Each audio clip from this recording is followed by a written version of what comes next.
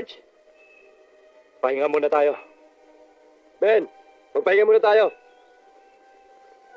Alpha 1 to team leader. Alpha 1 to team leader. Sir, may tawag. Alpha 1, this is team leader. Come in. Sir, positive ang target natin. Nandito yung mga hostage. Good. Okay, Cordero. Do not do anything na makakabulabog sa mga terorista. Hintayin niyo ako. Do you copy?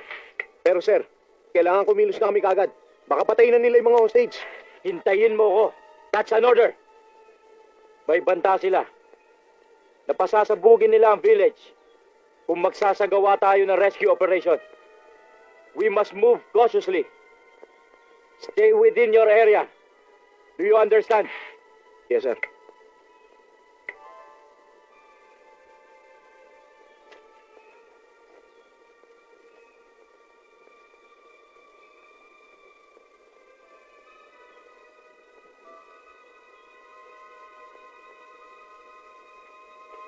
Let's go.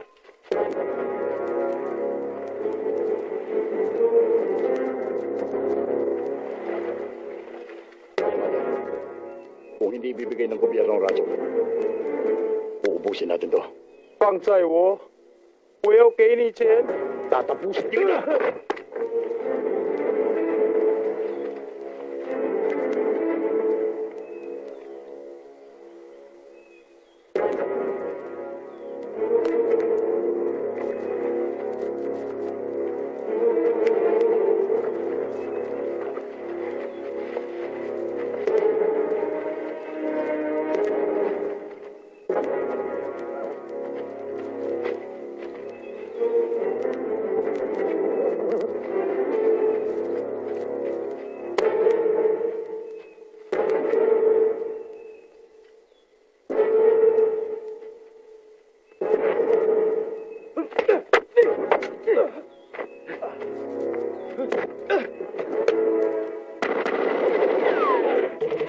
Putok yun ah!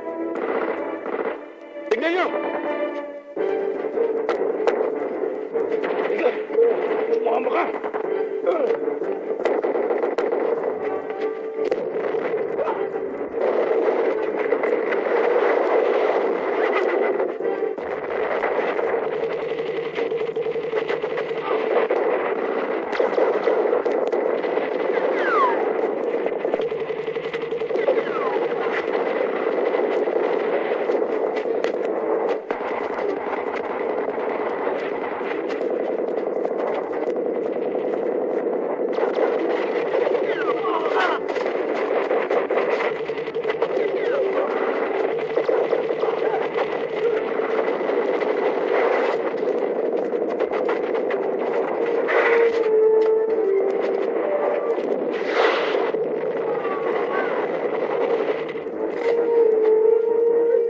Magsilabas kayo.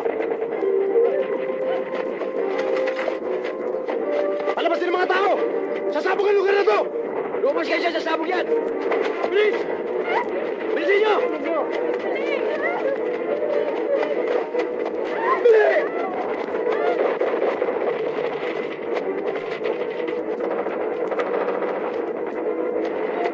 O kayo, pasabugin niyo ang bombaryo! Ha? Maiwan kayo dyan!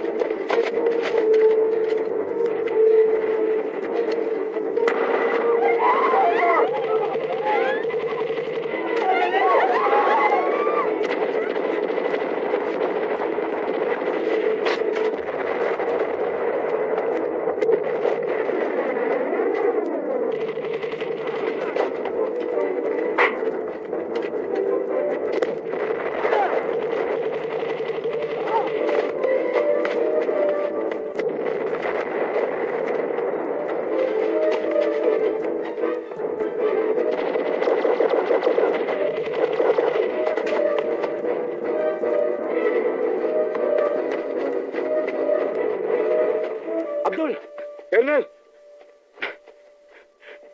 Sir, ba't ngayon lang kayo? Umalis na kayo. Hindi ko na kayo kayang saluhin. Mahalata na tayo. Sige na. Sir, paano tong hostage? Sama niyo na yan. Dali. Dali.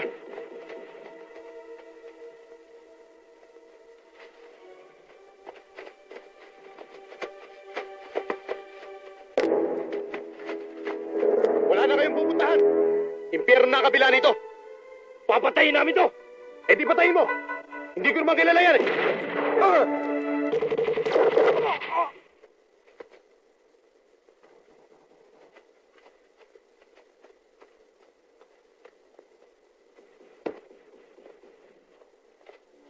Punyeta, Cordero! Hindi ba sabi ko sa'yo? Hintayin mo muna ang utos ko. Bago kayo kumilos. Nakikipaggera ka na pala dito. Sir, uubusin na nila yung mga hostage. Kaya kumilos na kami. God damn it, Cordero! Wala akong pakialam kung patayin man nila lahat ng hostage. Ang importante, sundin nyo ang utos ko. Wala akong pakialam sa inutos nyo. Ang alam ko, ang misyon namin dito ay iligtas sa mga hostage. Kayo, sir, ano ba ang misyon nyo dito? Ang misyon mo, Cordero. Misyon ng mga... Sige, sir. Paputukin na natin to. Para pagsabog ng utak natin, malaman natin kung sinong ating dalawa.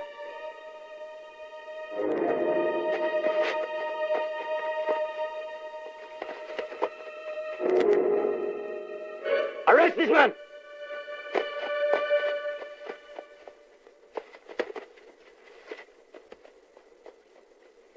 Dali na yan! This military court is sentencing you, Master Sergeant Redentor Cordero, team leader of the 3rd Unit of the Special Welcome Forces, sa to Tagalog be dismissed from the military service. Taga, Bicol, ako, Familiar, Inubatan, Albay.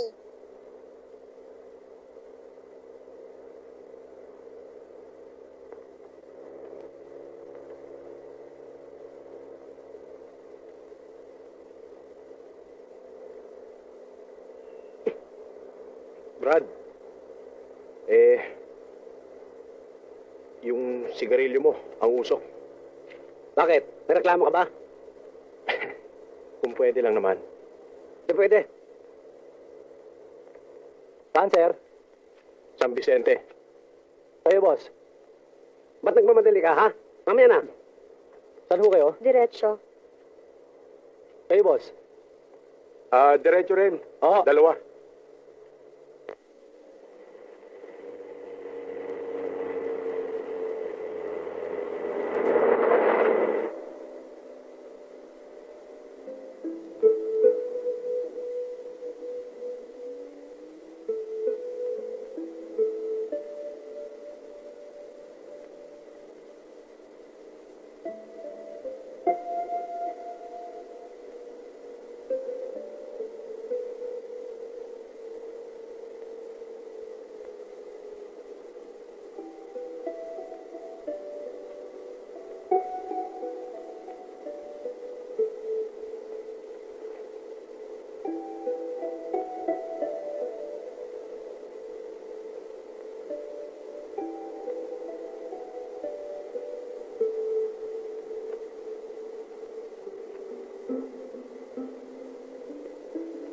Yung front page, tingnan mo.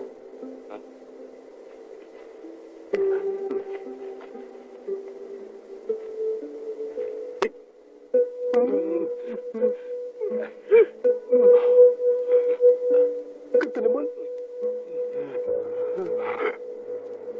Ano ba? Mga bastos, mga manyas! Bindangera ka! Eh, nananansing kayo eh! Kung ayaw mo may katabi, bayaran mo itong upuan namin. Hoy, mga baka hindi nyo alam na alam ko na sinasamantala nyo ang pagtulog ko! Yan minansing na tayo. Kapag ha? Sinungaling ka! Sinungaling ka! Sir! Suplata ka! Ah! Huwag kang makialam dito!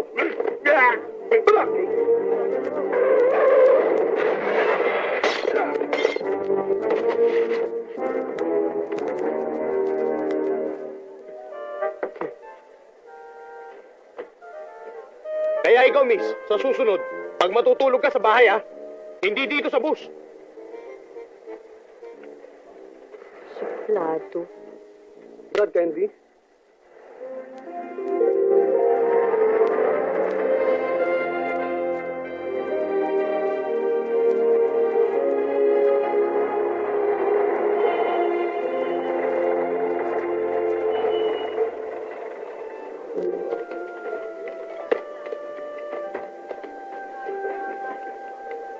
mo. Oo.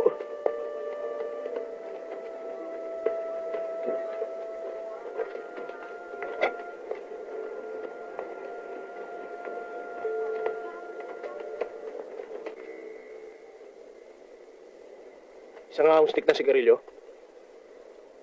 Mama, hindi niyo po ba alam masama sa bagang sigarilyo? Candy na lang.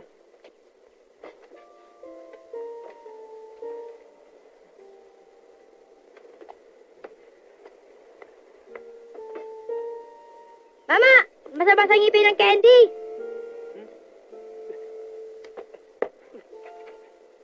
Sana naman huwag kayong mabulag sa mga developer na yon.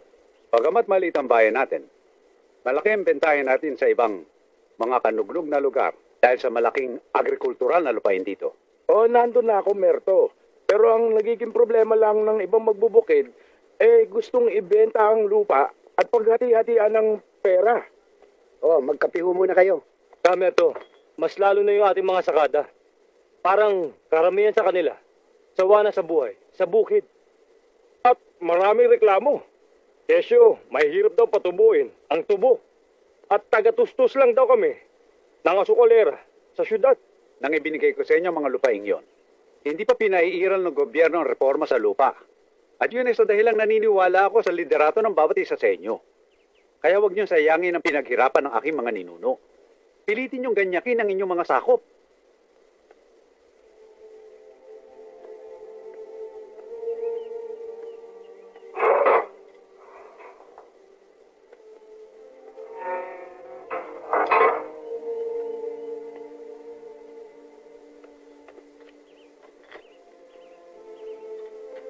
Aba, narito pala ang bunso mo, Kamerto, ah. Pwede. O sige mga kasama, saka na lamang tayo mag-usap-usap para makapag-solo naman kami nitong anak ko. Sige po, Kamerto, tutuloy na po kami. Sige. Sige, tutuloy na po kami. Oh, kumusta ka na iyo? Mabuti ho. Una na kami. Sige. Sige ho. Reden, Pa, nang matanggap ko ang sulat at malaman ang nangyari sa'yo, natuwa ako, Reden. Nasabi ko sa sarili kong, ginusto na rin siguro ng Diyos yun upang matutunan mo na rin ang landas patungo rito bago man lang ako mamatay. sa tagal ho ng panahon ng pagkakalayo natin, ilang beses ko na hong binalak na bumalik dito. Pero, Ang magkadugo ay magkadugo. Kahit saan man daanin. Alam ko, nasasabik na rin sa iyo mga kapatid mo. sana nga, Papa. Kamerto, baka nagugutom na si Reden. Mabuti pa, ipaganda ko na siya ng makakain. Halika na, anak.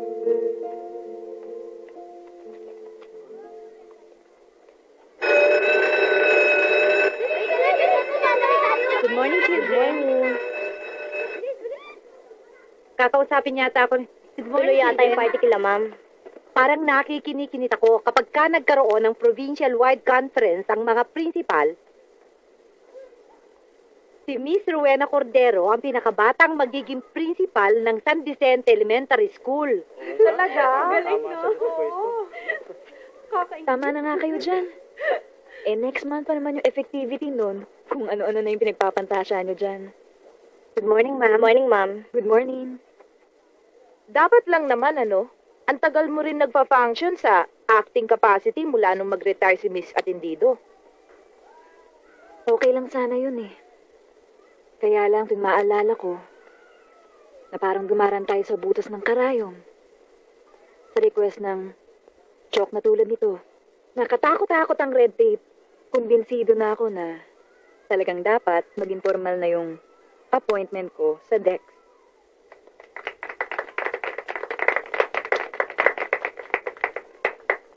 Mama, ito na ho pala si Merced. Oh, Merced. Good morning, everybody. Mukhang masama yata ang araw ng best friend ko ah.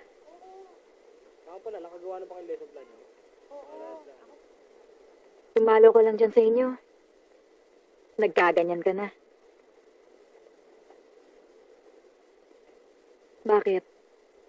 Nagagalit ba kayo ng parents mo? Weekdays na nga lang kung umuwi ako sa kanila, magkakatampuan pa ba kami? Okay lang sa bahay. Eh, bakit ka ganyan? Tingin ko tuloy parang delayed na naman yung sweldo natin. Sige na nga, ikikwento ko na nga sa'yo.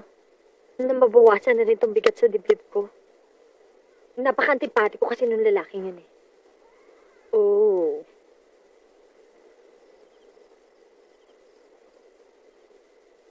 O sige, kumain na kayo.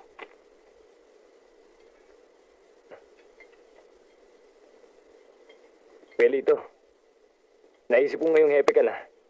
Kailangan mo ng mas matibay-tibay na sinturon.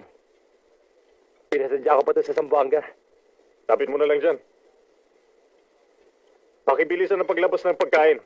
Babalik pa ako sa headquarters.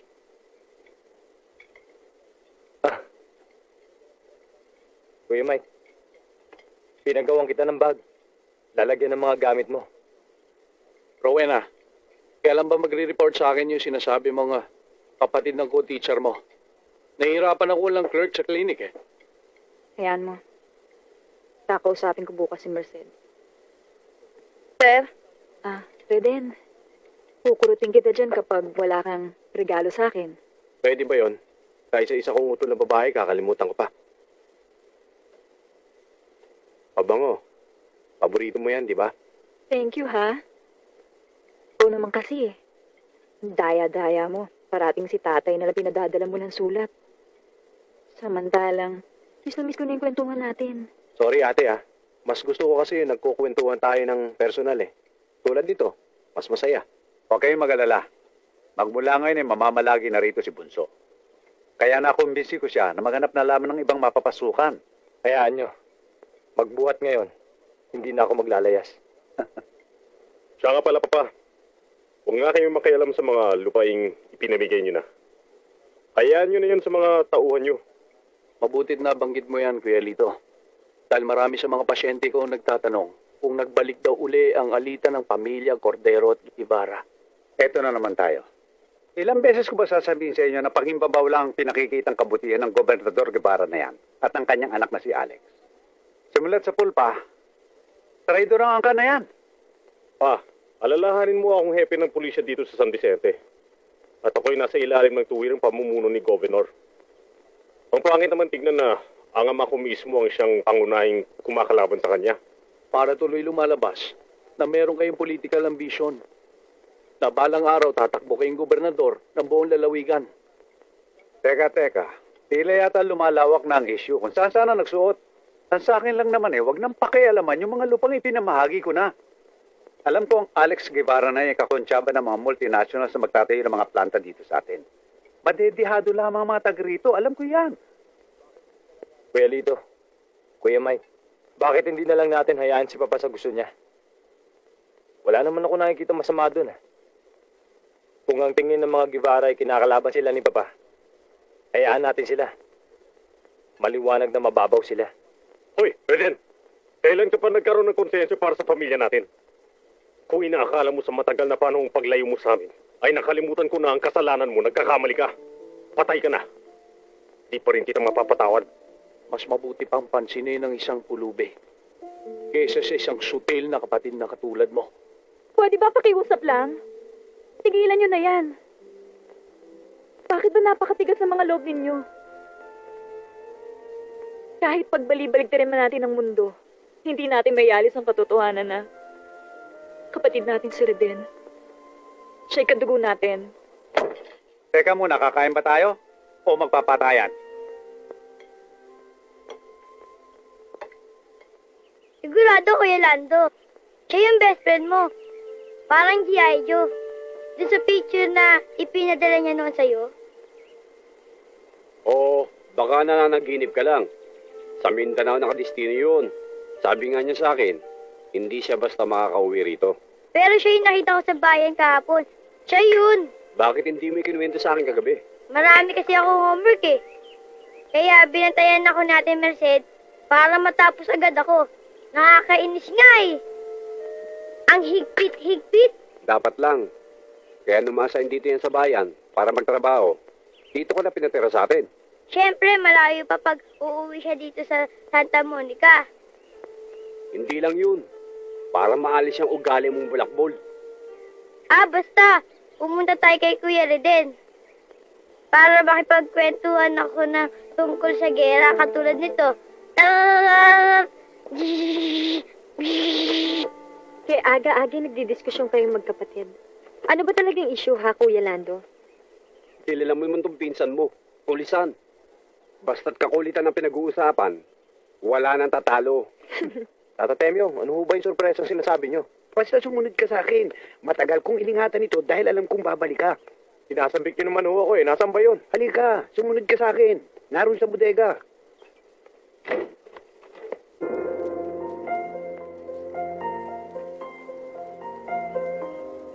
Talagang iningatan ko yan para sa pagbabalik mo. Salamat, Tata Temyo, ha?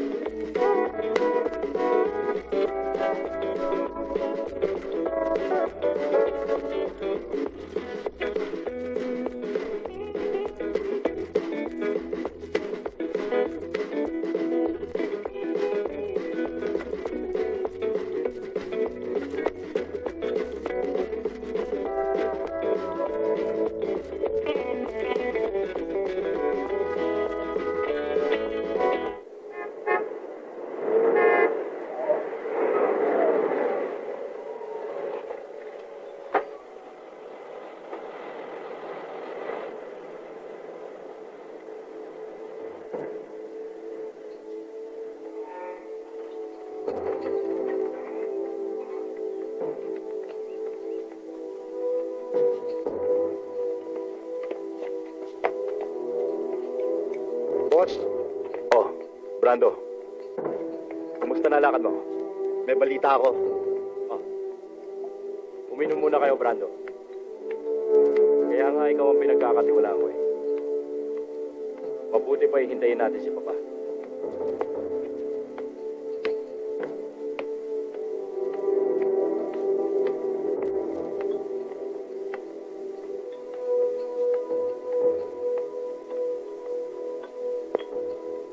Magandang umaga po, Gobernador. Magsiupo kayo. Ayos na bodega ng mga barel ko. Sa atin na ang caretaker doon. Pinayroll ko na. Kaya wala nang kawala. Kaya lang pa, problema pa rin natin ang bayan ng San Vicente. Si Merto Cordero lang naman ang tinik dyan eh. Pinatatagal nyo pa. Isang kapanipaniwalang aksidente lang. Tapos na ang problema natin. Inip na ako, Alex. Ano ba, puro na lang ba kayo plano? Relax lang pa. Matagal ko nang ginigisa sa sarili nilang mantika ang mga kordero. May tiwala na sa akin yung panganay nilang si Lito. Yung hepe. Gusto kong maging malinis ang lahat. Ayokong masisira ka sa mga tao ng lalawigang ito. Huwag kang pakalilingat. Baka mabaligtad. Hindi mo alam. Ikaw na pala minamaniobra nila. Alalahanin mo, Alex. Kalaban kong mortal ang angkan na yan. Papa, noon pa man, nasa utak ko na ang mga bagay na yan. Kitang-kita mo naman ang ngit ko. Kapag eleksyon, tanging sa bayan ng San Vicente ka lamang natatalo. Kaya naman natin walang bayan, Gob. Tsaka kahit kailan, hindi kayo matatalo ng gobernador. Sa atin naman nakaupong mayor doon eh. Nasasabi nyo lang yan dahil hindi pa aktibong pumapasok sa politika si Merto. Eh kung biglang bulatin ang utak niya at tumakbong gobernador, paano na ako? Hindi na tayo aabot nun pa. Plansyado na halos ang susunod kong mga hakbang. Walang bulilyaso. Sabi mo nga, kung hindi natin makuha ng patayo, kunin natin ang pagkapang.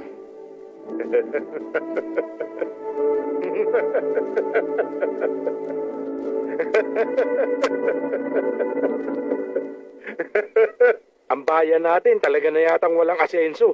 Abay, habang nagmamahal ang mga bilihin, lalong humihirap ang buhay. Eh, sino mo bang dapat sisihin, Kabestre? Abay, sino pa? Kundi tayo mga tiga rito at lahat ng bumoto kay Mayor natuta ni Governor Guevara. Naku ka, Bestre. Nahinaan nyo naman ang bunganga nyo. Baka may makarinig sa inyo rito. Bakit? Totoo naman sinabi ko Magmula nang maupo yan si Mayor dito, bilang na bilang ang araw na narito yan. Kadalasan kung wala sa Maynila yan, nasa abroad, nagpapasarap. O ano? Di ba? Sabagay. Oo. Kabestre, Hmm. di ba si Reden yun? Ang bunso ng mga kordero? Oo nga no. Abay dumating na pala ang damuho. Reden! Tumahan ka muna, halika. At Soft nang drinks. makapag-soft drinks, dali. Magandang umaga ho. Kamusta na ho ba, Kabestre? Mabuti naman, iyo. Boy, Boy. Eto, mabuti. Maupo ka muna, iyo, at mag-soft drink ka. Yung soft drink, bilis.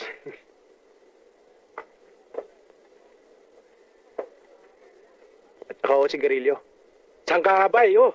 Ay, isang stick lang ho. Stick lang? On the house to, iyo. Pambestre, halos wala akong pinagbago tong tindahan nyo, Eh, ganito rin ho ang itsura nito noon, Walang kwarta, iyo.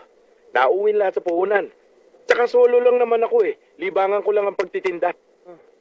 Yung anak nyo, yung nag-abroad, nadagit ng hapon. Nakakalimutan na ako.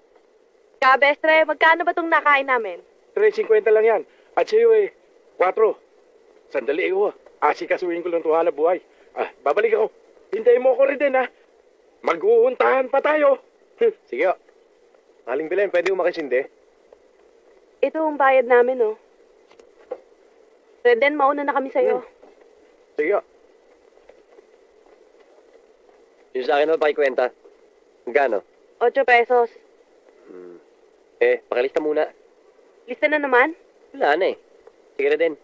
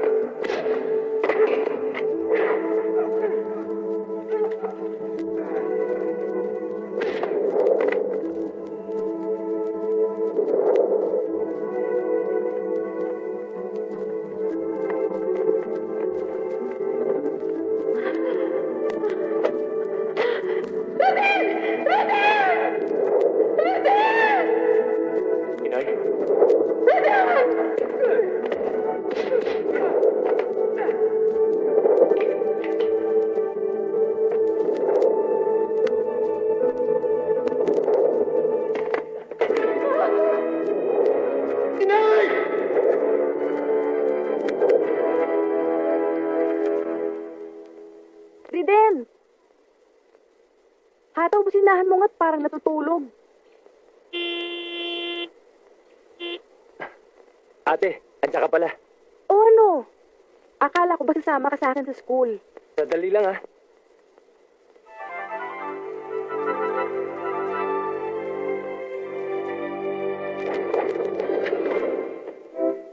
Okay yun Sige, Atang.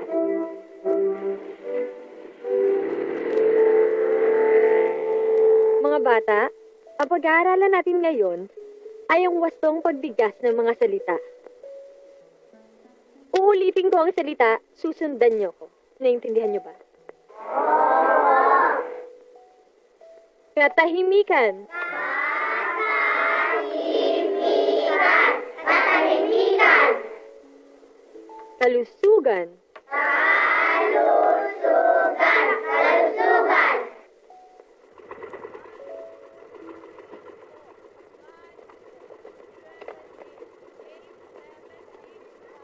Ma'am Rowena, Hmm. susunduin ko ba kayo mamaya? Hindi na hataw. Maaga naman siguro ako makauwi mamaya eh. Tsaka, may bodyguard naman ako eh. Kaya ding. Siya nga pala ding. Yung mga talon mo ha, turo mo naman sa akin yun oh. Gugulatin ko na yung tropa ko. Kaya mo, darating din tayo doon. Oh, mamaya uli ha. Sige oh, ma'am. Hinugutay mo naman ako eh. Imposible na mag-apply kang janitor dito sa school namin. Kasi ate, sawang-sawa na ako sa kahawak ng baril eh. Gusto ko, maiba naman. Walis naman ngayon. Hay nako. If I know, baka naman mag-window shopping ka lang dito ng mga maliligawan mo. Pero kung sa bagay, marami yata akong mga bagong teacher ngayon dito. At puro miss pa. Aba, ate, Talaga. ayoko ng teacher. Bakit? Eh, sigurado ako yung date namin, makauwi lang sa lecture. Total ka, puro kabiro. Pero, baka masira ka dun sa isang teacher ko dito. Si Merced. Nandyan lang yun dun sa unang kwartong daraanan natin. Baka mapaya ka sa akin, ate. At manang yung makita ko. Eh, di ikaw mismong sumilip. O sige, huwag kang susunod ha. Pipintahan ko muna. Sigurado ako makakantsawan ka sa akin. Bahala ka. Sige na, tignan mo na. Kagandahan.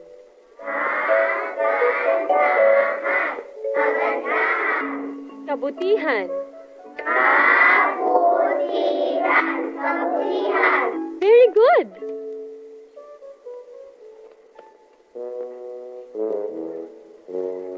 Antipatiko.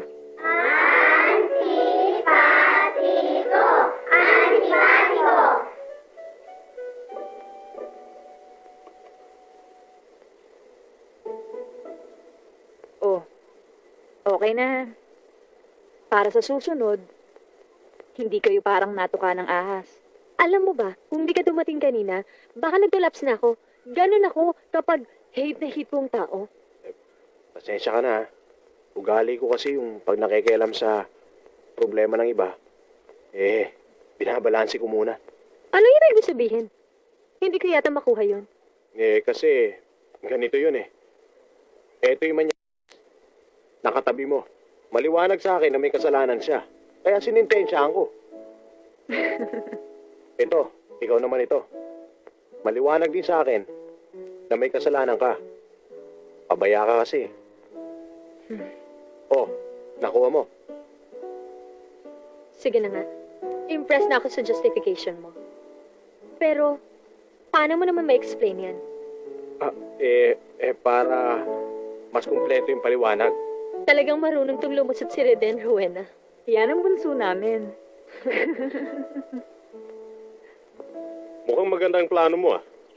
Patuloy na makikinabang ang mga dating magsasaka kung ganun. Kaya nga itatayo natin ang planta para tumaas-taas naman ang kita ng mga tao dito.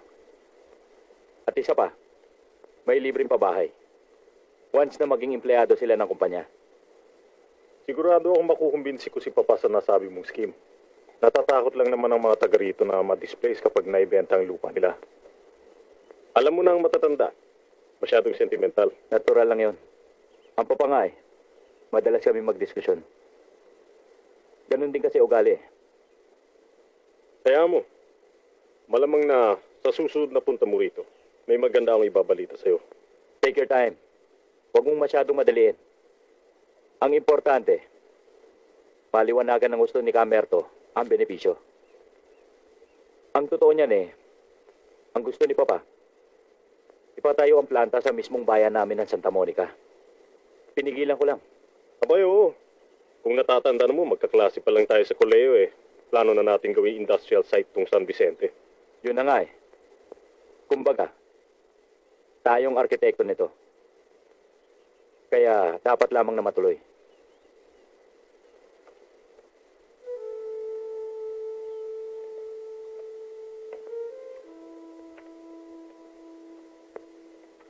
Alam ko. Di bale. Madadali rin natin ang planong yun. Teka. Mukha yatang tayong nagiging sentimental, ah. Oo nga, no? O paano? Mauna na kami. Si Brando na bahala sa'yo. Sir, May dadaanan pa ako. isang magandang dalaga. Tutuloy mo ba o paglalaruan? Depende. Biglang dumating yung mga kalaban. Hindi na ako makatras. Ang ginawa ko bumelo ako ng konti. Pagkatapos sinabayan ko. Pinagpabaril ko. Biglang boom, boom, boom. Ano ang nangyari pagkatapos? Naubos mo ba ang mga kalaban mo? Naubos ko yung iba, pero may natirang isa, hindi ako nakapatay. Anong kinamatay ng isa?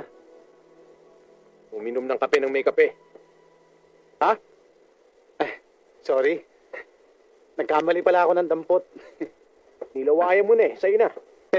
Bakit mo pa binuhay? Salbahe yun ah.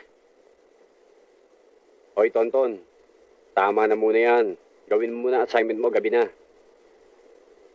Gusto ko pang magpakwento kay Kuya Reden Baka mapagalitan ka ng ate Merced mo. Merced. Yung nagtuturo sa provincial school? Kung hindi ako nagkakamali, kilala ko siya, Lando. Maaari. Kasamahan si Senator Rowena mo sa school. May dumating na sasakyan May service ba si Merced? Wala. Sinundo na naman siguro ni Alex. Sinong Alex? Taga rito ba yan? Nako, Reden. Yan ang kaisa-isang anak ni Gobernador Guevara. Yung kinainisan ng papa mo.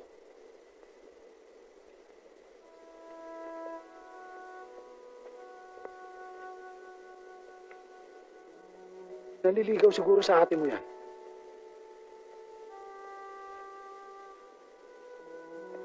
Ginabi ako sa meeting ko sa school. Nagpilit si Alex na ihatid ako, Kuya Lando. Good evening. Reden, ba't nandito ka? Anong ginagawa mo dito? Aakyat sana ako ng ligaw sa'yo Hindi mo naman nasabi sa akin na may syota ka na. Boss, may kabastusan pala yan Ang yabang nun Relax ka lang, Don. Maawa ka. Sino siya? Bagong mukha. Siya nga pala, Alex. Siya si Reden. Sabi nga ni Rowena, bunso sa mga kordero. Reden, siya si Alex Guevara, anak ni Governor.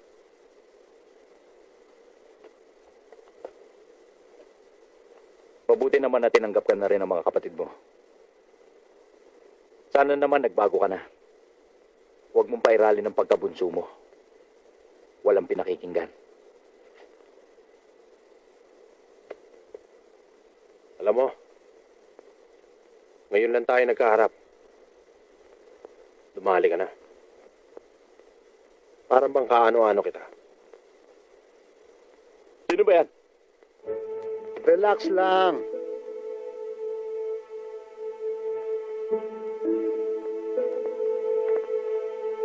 Alex, mabuti pa pumasok na muna kayo. Hindi, aalis na kami. Salamat na lang. May lakad pa kami ni Brando. Lando, tuloy na kami. Tayo na. Ang bilis mo naman magtampo. Dito ka muna. Magkwentuhan muna tayo para makumpleto mo yung impormasyon mo para sa akin. Masyado naman pikon yung boyfriend mo. Uy, wala kami nun Naliligaw pa lang. Reden, saan ka pupunta? Pauwi na ako. Hatid na kita. O sige. Pero, bibili na ako sigarilyo. Barya.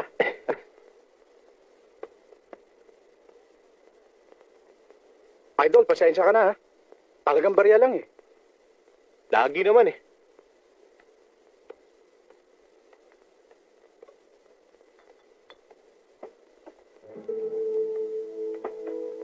Isang akong stick ng sigarilyo.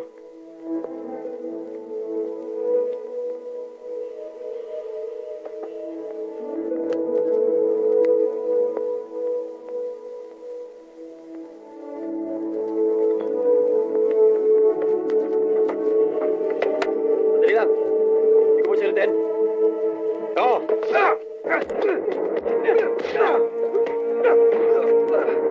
Uy!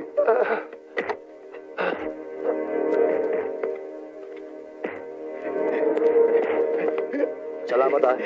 Welcome. Ayun na.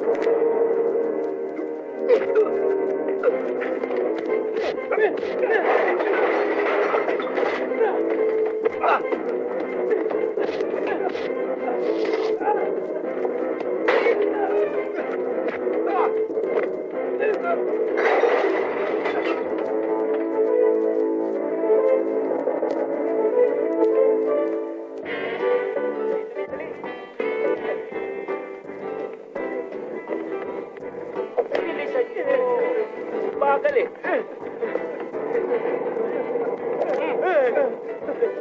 Dali! O ano? Ngayon, titino na kayo. Ano na naman kalokohan yan, Reden? Mga hudlong. Oo nga, Hepe. Mga sigang gala. Balak pa nga upakan si Reden eh. Puro lang pala porma. Wala nga binesa eh. Ha? Ano? Kuya, Ikaw! wala ba kayong curfew rito? Hoy, Reden, pumasok ka nga sa loob. Doon tayo mag-usap. Huwag na, kuya. Turn over ko lang sa'yo itong mga to. Yun lang naman eh, kung pakikinggan mo yung reklamo ko. Sarento, bahala ka na rito ah. Regalo ko sa'yo. Tara! Puro kayo kalokohan. Pasok! Tatanda na kayo. Ayaw niyo pa magpakatino. Pasok! Reden!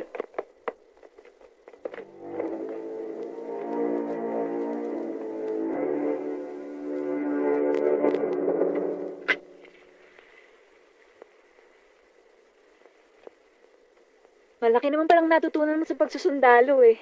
Dati, ni ayaw mong humawak ng sandok. Parang... gusto ko na yatang bumilib. Hindi lang yan, ate. Pati yung mahihirap na putahe. Kaya ko yan. Ba, okay yun. Ibig sabihin, hindi ka pwedeng pagmalakihan ng mapapangasawa mo. Kahit na wala siya, hindi ako magugutom. Bakit mo ba ginagawa yan? Hindi pa ba malinaw sa iyo, ate? Umaareglo lang ako. Alam mo namang malaki naging pagkukulang ko sa inyo eh. Wala sa akin yun. Alam mo naman yun, di ba? Sa iyo, wala yun. Pero kay Kuya Mike, tsaka kay Kuya Lito, hindi pa nila makita yung pagiging sincero ko sa pagbabalik ko.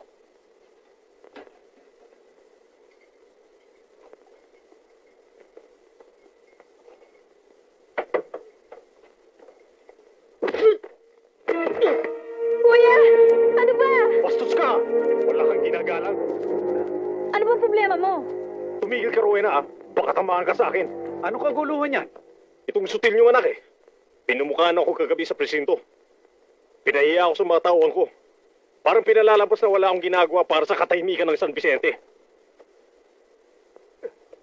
Hindi ko alam na mamasamain mo yung ginawa ko. Kung alam ko lang, iniwanan ko na yung mga yun.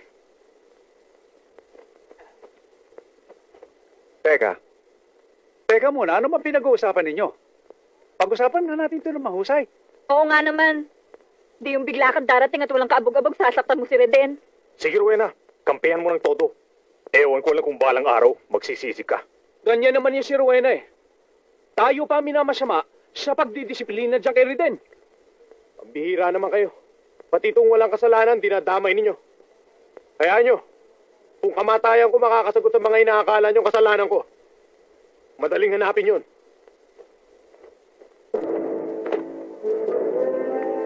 Reden! Reden!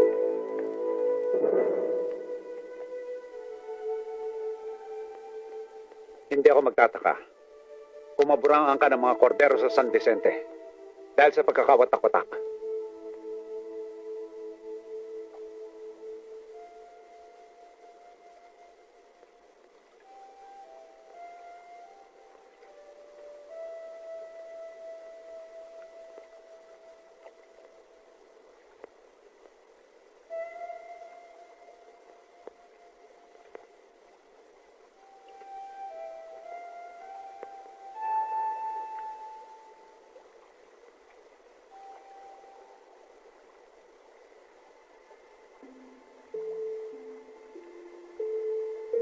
Nakita kitang dumaan sa bahay kanina. Pero hindi ka tumuloy. Kaya naisip ko, nasundan kita dito. May problema ka ba, Riden? Iniisip ko lang kung saan patungo ang buhay ko. Huwag mo sabihin na Riden. Ang taong gumagawa ng sariling direksyon ng kanyang buhay. Siya rin ang pumipili kung ito'y magiging makabuluhan o hindi. Nasasabi mo lang yan dahil hindi ka tinatakot ng pamilya mo. Hindi mo nararamdaman ang lungkot na nag-iisa.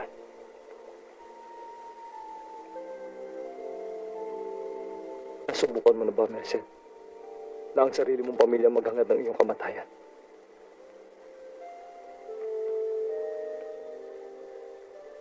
Nung nasa Mindanao ako, walang halaga sa akin ang buhay. Dahil alam ko, walang pamilyang naghihintay sa akin.